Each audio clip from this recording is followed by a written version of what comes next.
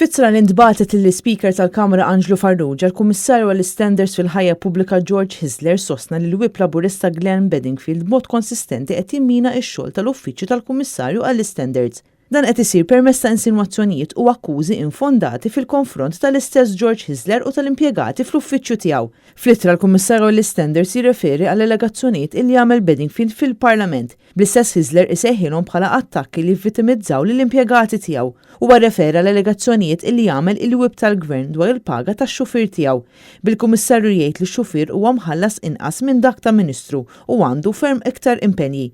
Il-Kummissarju waqgħu wkoll kull allegazzjoni oħra li jagħmel Bedingfield fil-konfront ta' impjegati fih dan il-kummissarjat u reġa' stiednu sabiex jekk għandu xi provi jissostanzja l-allegazzjonijiet li baqa' qatt ma sostanzja u għandu jagħmel dan minnu fih biex bekk ikunu jistgħu jsiru l-investigazzjonijiet meħtieġa.